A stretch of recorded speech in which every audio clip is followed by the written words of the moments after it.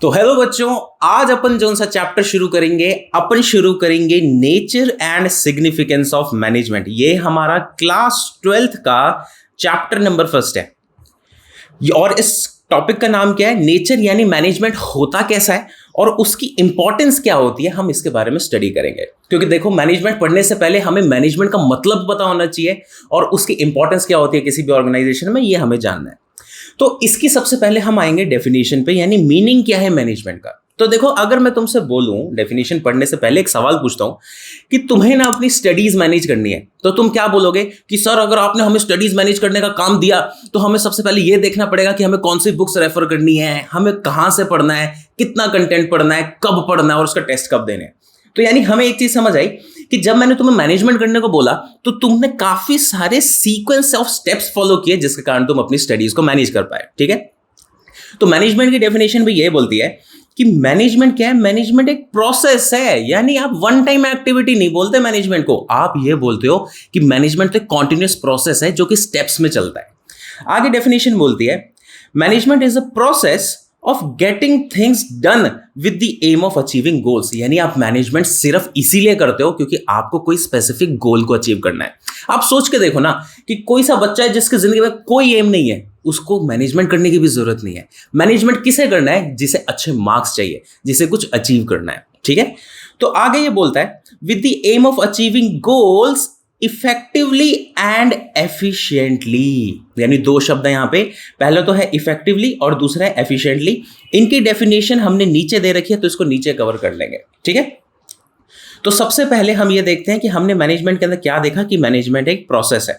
तो इसमें यही लिखा हुआ है कि this means that there are sequence of steps, यानी काफी सारे स्टेप्स फॉलो करने पड़ते हैं। और वो स्टेप्स कौन से हैं? सबसे पहला है planning, organising, staffing, directing and controlling. Total कितने स्टेप्स हुए? Step number 1, step number 2, 3, 4 and 5। ये सारे के सारे स्टेप्स आपके अलग अलग चैप्टर्स के रूप में आएंगे। हमें इसे काफी ज्यादा डिटेल के अंदर आगे जाके पढ़ना है। अगर हम देखें अगला कौन सा शब्द ये हमें बता रहे हैं, ये हमें बता रहे इफेक्टिवनेस, और एक और शब्द है एफिशिएंसी। इसके अंदर देखो, डिस्टिंग्विश करने के लिए सबसे पहले आपने ये ध्यान देना है कि यहाँ पे कौन सा वर्ड है। यहाँ पे है लेटर टी और यहाँ पे कौन सा लेटर है? यहाँ पे है लेटर सी। तो इससे आपको याद रखना है कि टी का मतलब है इट डिनोट्स टाइम और सी का मतलब है इट डिनोट्स कॉस्ट। सर आप क्या अजीब अजीब सी बातें कर रहे हो, थोड़ा समझा दो। समझाता हूं। देखो, इफेक्टिवनेस का मतलब होता है टाइम पर काम खत्म करना। तो वहीं अगर अपन एफिशिएंसी की बात करें तो एफिशिएंसी का मतलब होता है सही कॉस्ट पर काम को खत्म करना। वापस से बताता हूं, इफेक्टिवनेस का मतलब होता है सही टाइम पर काम खत्म करना और एफिशिएंसी का मतलब होता है सही कॉस्ट पर काम खत्म करना। ठीक है, तो इसको अपन पढ़ लेते हैं। तो इफेक्टिवनेस बता रहा है ये, effectiveness means completing the right task, यानी सही चीज को खत्म करो और उसको टाइम से खत्म करो। तो this is associated with and result. And result का मतलब इसका दिमाग में सिर्फ एक ही चीज चलती है, मेरे को खत्म करना है, खत्म करना है, खत्म करना है, यानी एंड रिजल्ट के बारे में ये सोचता है। अब हम बात करते हैं एफिशिएंसी की। तो एफिशिएंसी के बारे में बोल रहा है this is associated with completing the task in right way and involves cost benefit analysis. यानी सही तरीके से अपने काम को कंप्लीट करो और इसमें कॉस्ट बेनिफिट एनालिसिस होता है। कॉस्ट बेनिफिट एनालिसिस का मतलब यह है कि हम ये कोशिश करते हैं कि हम कम से कम कॉस्ट पर ज्यादा से ज्यादा बेनिफिट ले पाए। अब दोनों के सर एक एग्जांपल दे दो, सर मजा आ जाएगा। बिल्कुल, देखो सबसे पहला तो है इफेक्टिवनेस, यानी सही टाइम पर खत्म करना। इसका एक एग्जांपल लेते हैं। मान लो मैंने तुम्हें बोला कि देखो मैं तुम्हारा सिलेबस करवा दूंगा बिजनेस स्टडीज का 10 साल बाद। तो तुम बोलोगे सर कैसी बातें कर रहे हो, 10 साल बाद तो हमारा कोई यूज ही नहीं है उस चीज का। तो यानी मैं किस में फेल हुआ? मैं इफेक्टिवनेस में फेल हुआ। क्यों? क्योंकि मैं टाइम पर आपको कंप्लीट नहीं करवा के दे पाया। वहीं अगर अपन बात करें एफिशिएंसी की, मान लो तुम मेरे पास है, तुम्हें बोला सर आप चिंता ही मत करो, हम ना आपके पास ऐसी एडिटिंग करके देंगे, ऐसी एडिटिंग करके देंगे कि बस मजा आ जाएगा। मैं कहा अच्छा। तो तुमने बोला, मैंने तुमसे पूछा कि भाई रेट क्या है एडिटिंग का? तुमने बोला सर कुछ नहीं, सिर्फ 10,000 रुपए एक वीडियो का। मैंने अपना माथा पकड़ लिया। क्यों? क्योंकि देखो तुम बेस्ट एडिटिंग करके दोगे, तुम सब अपना बेस्ट करोगे, पर हम फेल कहां पे हुए? हम फेल हुए कि हम कॉस्ट मैनेज नहीं कर पाए।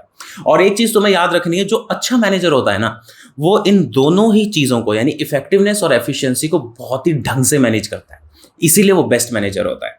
ठीक है, तो अपन अगला टॉपिक देखते हैं कि इफ जो हमने दो शब्द किए इफेक्टिवनेस और एफिशिएंसी, इन दोनों के बीच में रिलेशन क्या होता है।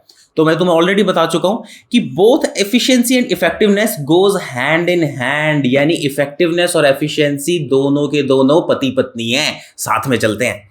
आगे इसने बोला and both are equally important, यानी दोनों बहुत ज्यादा इंपॉर्टेंट है।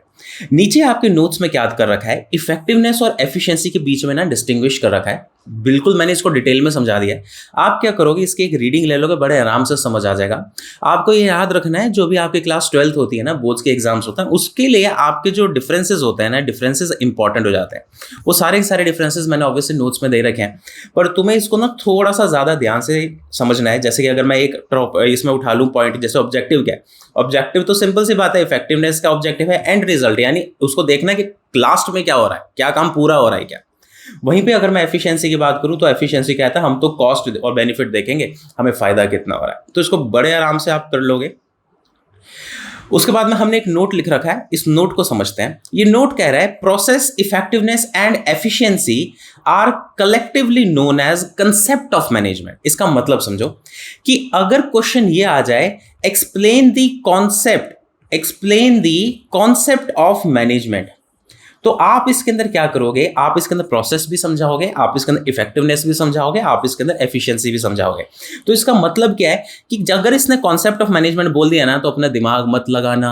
वैसे मेरे को पता है थोड़ा कम है, लगाओगे भी नहीं, पर फिर भी बता रहा हूं कि अगर वो कॉन्सेप्ट ऑफ मैनेजमेंट बोल दे तो इसका कंफ्यूज नहीं होना। कॉन्सेप्ट ऑफ मैनेजमेंट का मतलब है वो तीनों चीजों के बारे में पूछ रहा है। ठीक है, तो ये थी हमारी इंट्रोडक्टरी क्लास। अगली क्लासेस थोड़ी ज्यादा बड़ी होंगी, तो बाकी का टॉपिक अपन करते हैं अगली क्लास में। बाय बाय, और फिर अपने फ्रेंड्स के साथ शेयर कर देना इस वीडियो को। Take care.